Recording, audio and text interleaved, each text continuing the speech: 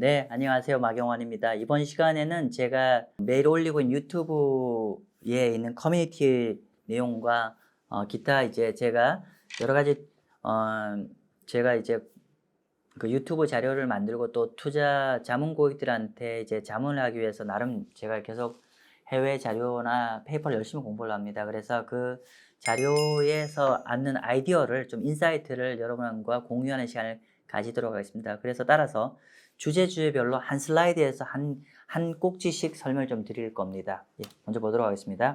자, 첫 번째는 지금 이제 최근에 이제 한국의 부채 이슈를 부채가 굉장히 많다고 말을 하는데 사실은 정말로 얼마나 많은지 사실은 저 자신도 별로 확인해 본 적이 없는데 최근에 제가 블룸버그 자료를 보니까요. 재밌는 자료가 있었습니다. 보시면은요. 한국의 가계 부채 규모가 보시는 바처럼 현재 얼마냐면은 금년 3분기에 거의 1875조니까 거의 1900조 원 정도 육박을 했고 이거는 전년 동기 대비해서 0.2%를 증가를 했습니다. 이거는 원래는 작년 여기 보시면은 작년 3분기가 이제 역대 최대 이제 가계 부채가 증가한 레벨이었는데 이후에 살짝 줄다가 금년 한 2분기부터 다시 늘어서 다시 이제 한국의 가계 부채 규모가 사상 최대로 늘었어요. 그래서 여기 제목이 있습니다.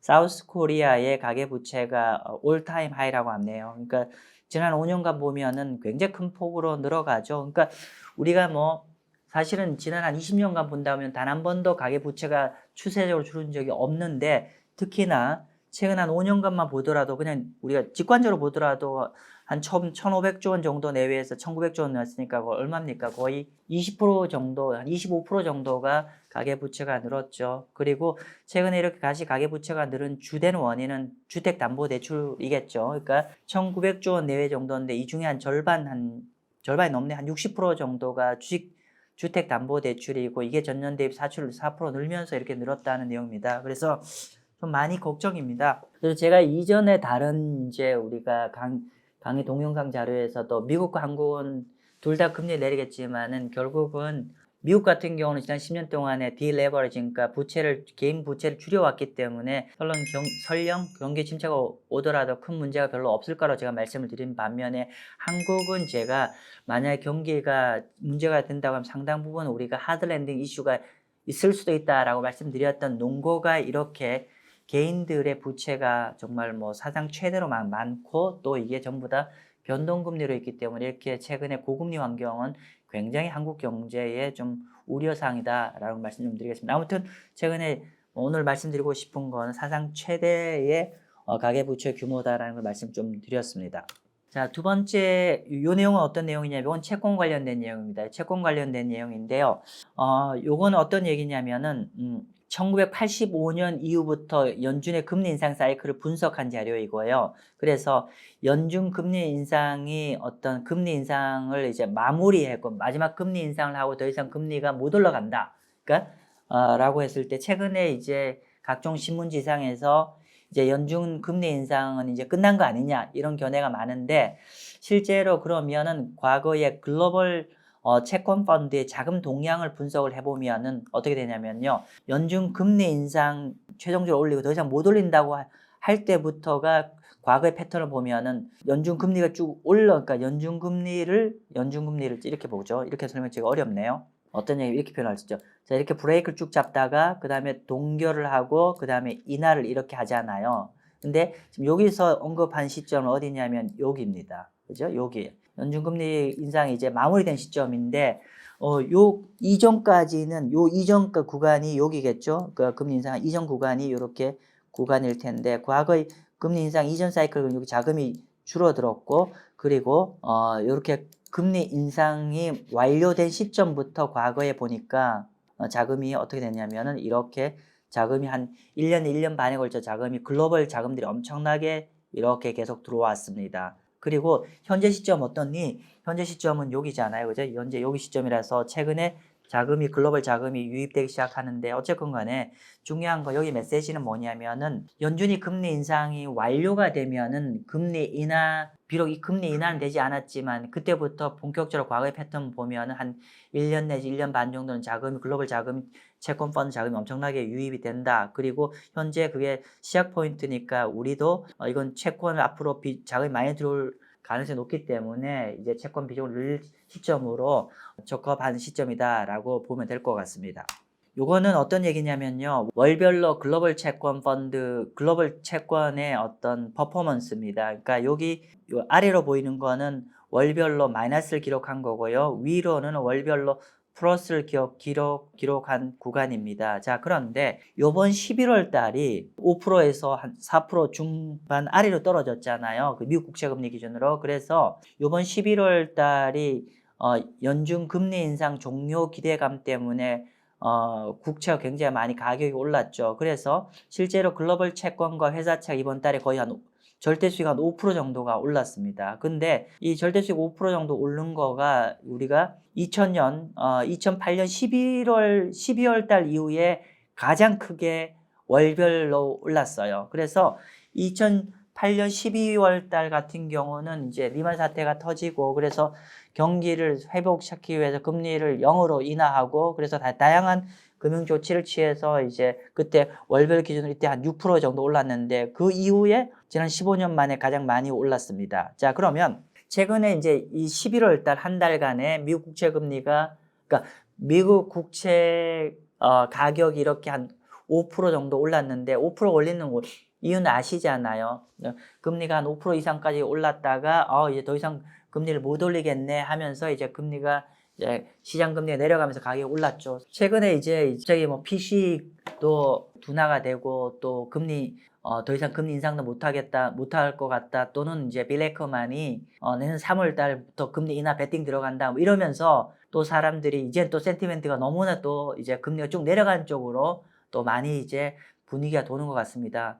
결론적으로 얘기하면은 제가 판단하기에는요 이미 레벨 다운을 한번 했기 때문에 일정 부분 이제 아주 숏텀으로는 너무 금리가 내려간 쪽으로 성급하게 보지는 않으셔도 될 것 같다라는 그 말씀 좀 드립니다. 그래서 오히려 좀 더 전체 구도 하에서는 기노브로 보면은 여전히 채권은 굉장히 매력적이라고 저는 판단합니다. 그런데 시점적으로는 너무 급하게 그러니까 숏텀으로 딱 먹으려고 들어가는 않으셨으면 좋겠다. 왜냐하면 최근에 단기적으로 너무 크게 올랐어요. 그렇기 때문에 이런 부분 좀 감안하고 우리가 채권 투자를 하셨으면 좋겠다라는 생각입니다. 그리고 이거는 어떤 얘기냐면은요, 우리가 이제 최근에 골드 가격이 올라가잖아요. 골드 가격은 크게 두 가지로 움직입니다. 첫 번째는 달러 지수와 연관했습니다. 즉 어떤 얘기냐면요, 자 보세요. 제가 설명 좀 드릴게요. 우리가 이전에도 한 말씀드렸는데 우리가 어떻게 표현해야 되나요?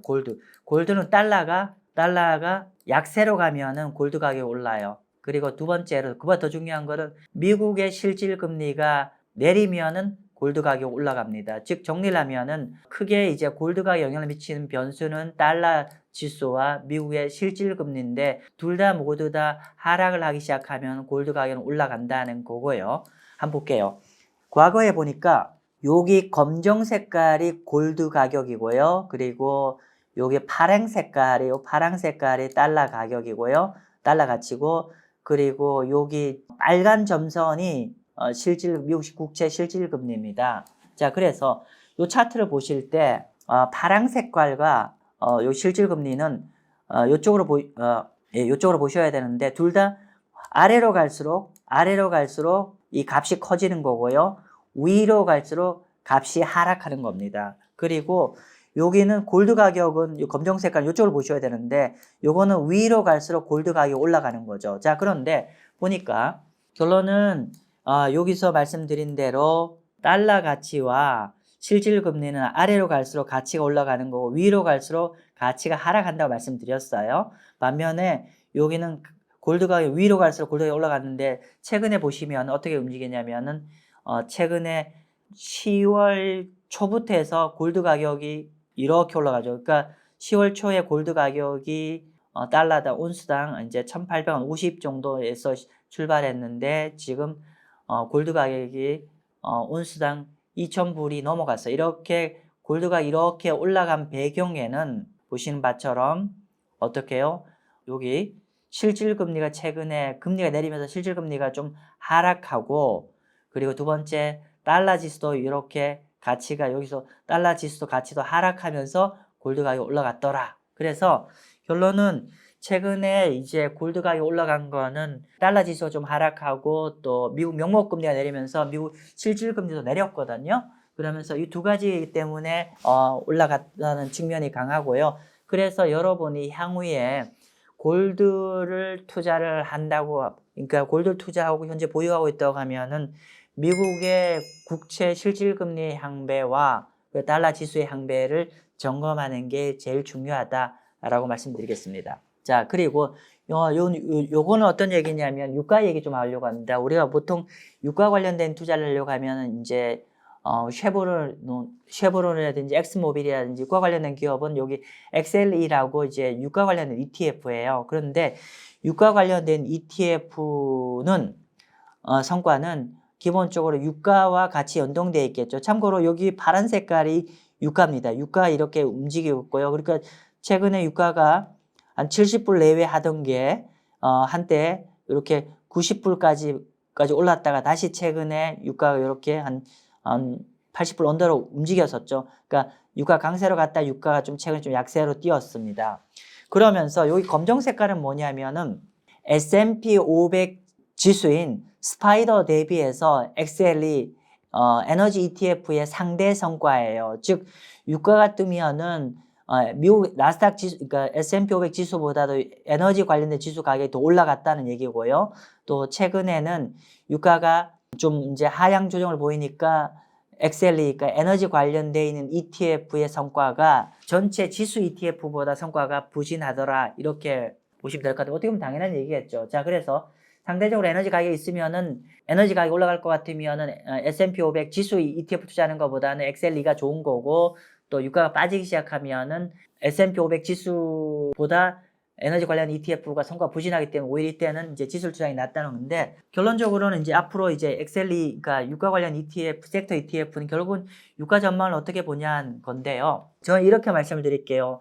단기적으로는 숏텀으로는 유가 관련되어 있는 전망, 유가 전망 괜찮게 생각하고, 기노브로는 유가는 조금 부정적으로 생각합니다. 그렇게 보는 이유는 뭐냐면은 단기적으로는 최근에 이제 산유국들이 뭐 여러 가지 산유국들이 이제 감산 조치라든지 아직 이제 경제가 아직은 살아있기 때문에 이런 작용이 맞물리면서 유가가 조금은 위로 올라갈 것 같고, 근데 중장기적으로는 조금 불편하게 에너지 관련된 전망을 불편하게 보는 거는 글로벌 주요 국가들이 아마 내년에 중반 이후부터 일정 부분 리세션 방향으로 갈 거기 때문에 보통 경기 침체가 되면 에너지 수요가 감퇴를 하죠. 그래서 정리를 하면 에너지 관련 전망은 단기적으로는 긍정적, 중장기적으로는 부정적, 이렇게 좀 정리를 하도록 하겠습니다. 지금부터는 주식 관련되어 있는 인사이트를 좀 말씀 좀 드리고자 합니다. 자, 첫 번째는 많은 분들이 이제 산타랠리예요. 그래서 산타랠리를 기대를 하시는데, 사실 저도 이제 이번에 공부를 하면서 산타랠리 기준이 뭐냐면, 산타랠리의 기준은 어떤 거냐면은 그 시장 기준으로 이제 금년 마지막 영업일부터 한 5일간, 일주일간 하고, 그리고 연초에 한 이틀 정도를, 요때 연말 마지막 주와 그리고 연초에 한 이틀 정도를 합쳐서 요때가 산타랠리 기간이라고 하는데, 요때 주식이 강세로 가는 거를 산타랠리라고 통칭합니다. 그런데 우리가 산타랠리 기대를 많이 한다는, 실제로 과거 데이터로 보면은 그렇게 뭐 대단하지 않았다는 게 결론입니다. 지난 30년간의 어떤 산타랠리 기간을 보면은 평균적으로 플러스 난 거는 한 57%의 확률이에요. 보면 여기가 산타랠리 기간, 즉 마지막 일주일과 그 다음에 이틀간을 계속한 이제 성과 수익률인데요. 어떨 때는 플러스, 어떨 때는 마이너스인데, 그러니까 평균적으로 지난 한 30년을 분석해 보니까 한 57%의 확률로 플러스가 났더라. 뭐 높지 않죠. 그리고 평균적으로 이때 수익률 평균의 어떤 평균값과, 그러니까 미디안 중간값을 보니까 채 1%가 안 돼요. 채 1%가 안 됩니다. 결론은 산타랠리, 뭐 우리가 많은 얘기를 했지만 결론적으로 과거 통계를 보면 산타랠리 별거 없었다가 결론입니다. 그 다음에 이 내용은 어떤 얘기냐면은 미국의 연중 금리의 어떤 금리 인상 사이클과 주식은 어떻게 작동되었는지를 보여드린 자료입니다. 자, 볼게요. 먼저 이 자료는 이제 최근에 이제 연준 금리 인상 종료가 되면서 우리 주식시장 기대감 되게 많잖아요. 그죠? 그리고 앞으로 또 금리 인하를 하면 어떻게 될 것인지 뭐 이런 얘기가 많은데 또 많은 기대를 갖고 있는데 그냥 팩트만 한번 보도록 하겠습니다. 여기가 보면은 여기가 연준 금리 인상 연준 금리 사이클입니다. 이렇게 되고요. 금리 사이클이고 이렇게 최근에 많이 올렸죠. 한 5%까지 올렸죠. 반면에 요거는 S&P 500 지수입니다. 지수가 이렇게 움직인 거고요. 자, 그런데 데이터를 보니까 이렇게 금리 인상이 그러니까 금리 인상을 중지한 시점부터는 중지한 시점에는 별로 이제 주식에 충격이 없었어요. 그러니까 주식이 뭐 전반적으로 괜찮았는데 중요한 거는 일정한 시차를 두고 오히려 금리 인하되는 시점부터 오히려 주식시장이 상당 부분 깨졌다라고 그러니까 상당 부분 하락했다고 볼 수가 있어요. 물론 모든 금리 인하 사이클에 주식이 빠진 건 아닙니다. 빠진 게 아닌데 중요한 거는 경기 침체가 오면서 추세적으로 본격적으로 그러니까 큰 폭으로 금리를 인하했을 때 이때죠. 이럴 때 주식시장 어떻게 움직였는지 보면은 이때 큰 내렸을 때 1990년 초반에 S&P가 19% 한 20% 빠졌고요. 그리고 2000년 초반에 S&P가 한 49%가 빠졌고요. 그리고 2008년에 이때 S&P가 57%가 빠졌습니다. 너무 무서운 얘기를 하죠, 제가? 무서운 얘기를 하죠. 무서운 얘기를 하는데 이렇게 볼게요. 여기서 몇 가지 좀 사항을 정리해 볼게요. 첫 번째, 연준이 금리 인상을 종료를 한다고 했을 때 바로 주식에 부정적이진 않다. 그러나 일정한 시차를 두고는 그러니까 그러니까 일정한 시차를 두고는 주식에 좀 부정적인 경우가 많았다. 그리고 또 어떨 때 금리 인하를 할 때 주식이 많이 깨졌냐면은 여기 굉장히 급락을 많이 했던 구간이 90년 초반, 2000년 초반, 그리고 2008년인데 이때는 미국 경제가 다 경기 침체 구간입니다. 즉 경기 침체로 금리를 인하를 한 시점에는 공이 주식이 꽤나 많이 빠졌다라고 말씀을 좀 드릴게요. 그죠? 정리를 할까요? 그래서 일반적으로는 많은 분들이 금리 인하를 하게 되면은 오히려 주식이 호재일 거로 판단하지만은 실제로 과거 역사는 실제로 경기 침체가 와서 금리를 인하한 시점에서는 주식은 상당 부분 성과가 꽤 부진했다가 팩트입니다. 그리고 금리가 중지된 시점에 바로 주식이 나쁘지 않다. 오히려 단기적으로 금리가 인상이 더 이상 못 올릴 때는 어느 정도 주식은 상당 부분 좀 양호한데 정말로 금리 인하해야 될 시점은 오히려 주식이 많이 하락했더라. 근데 그 시점이 경기 침체가 수반되면 꽤나 많이 어려워질 여지도 있었더라가 팩트입니다. 요거는 이제 BOA 메린치가 제가 이번 주 오늘 촬영 일자가 12월 1일 날인데요. 이번 주에 발표되어 있는 내년도 전망 자료를 제가 좀 캡처를 해 가져왔어요. 자, 보니까 BOA가 24년도에는 주식의 변동성이 높아질 거라고 보면서 그렇게 주식의 변동성이 높아질 거라고 보는 원인은 세 가지라고 전망을 냈어요. 첫 번째는 higher for longer, 즉 금리가 생각보다 높게 오래 유지되는 금리와 그리고 연준의 정책적 스탠스가 계속 긴축 쪽에 있게 되는 거는 결국은 연준이 자발적으로 금리 인하를 하기 전에 아마도 뭔가 경제나 금융 상황을 부러뜨릴 것 같다. 경제 충격을 줄 것 같다라는 겁니다. 그러면 이 얘기는 어떤 얘기냐면은 만약에 연준이 내년 상반기에 선제적으로 금리를 인하한다고 하면은 이런 충격 안 오겠죠. 그런데 만약에 연준이 내년 상반기에 선제적으로 금리 인하를 하지 않는다고 하면은 이런 higher for longer라든지 어떤 제한적인 정책 스탠스 때문에 아마 내년 상반기에 부러질 가능성이 있지 않겠냐. 이렇게 해서 이게 주식의 변동성을 올릴 거라는 게 첫 번째고 BOA가 두 번째 결국은 내년에 경기 침체 올 거다. 이게 주식의 변동성 올릴 거라는 두 번째 이유고 세 번째는 최근에 주식 관련해서 굉장히 옵티미스틱, 낙관적으로 바라보는 건데 결국은 내년에 매크로 불확실성이 증폭이 되고 또 금리 상승, 금리가 오래 유지된 어떤 충격파가 맞물리면서 결국은 이게 결국은 펀더멘탈, 그러니까 이런 주식 시장의 긍정론도 결국은 펀더멘탈에 수렴할 거다. 이렇게 한 세 가지 관점에서 결국은 주식의 변동성이 커질 거라고 보는 거고요. 결국 이거는 우리가 뭘 해야 되냐면 주식 비중 줄이고 국채 비중을 늘려라는 뜻하고 똑같은 얘기입니다. 자, 이 데이터는 어떤 거냐면은 이제 최근에 왜 나스닥 지수가 왜 많이 빠졌고 또 최근에 왜 많이 반등했는지를 설명하는 내용입니다. 지금 보시면은요, 퍼플이죠. 이게 분홍색이라 해야 되나? 분홍색이 보시면 최근에 이제 어떻게 되냐면은 금년 중반부터 해서 한 10월 초순까지 이렇게 많이 하락을 했죠. 많이 하락하고 그리고 10월 말부터 지금 한 달 한 보름 정도 그러니까 가격 회복했는데 동구간 동안에 뭐와 굉장히 상관이 높았냐면 미국 10년 국채 금리랑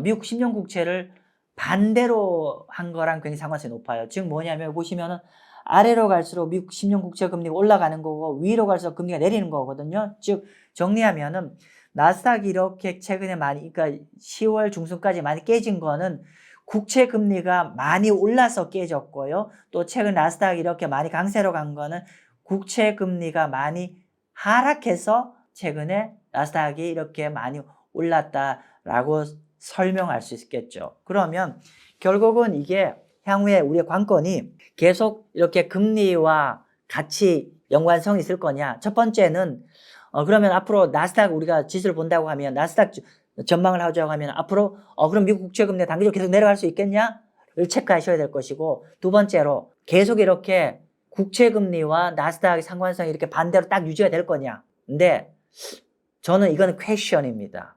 무슨 말이냐면은 지금까지는 실물 경제가 훼손되지 않으면서 금리가 내려왔거든요. 근데 만약에 앞으로 어떤 실물 경제가 경제가 딱 깨지면서 금리가 내려가면 그때는 이런 비례식이 깨질 거라 봅니다. 아무튼 참조하십시오. 자, 그리고 요건 JP모간 자료입니다. JP모간의 자료인데 JP모간의 내년도 전망 자료입니다. 주식 전망 자료인데 한번 읽어볼게요.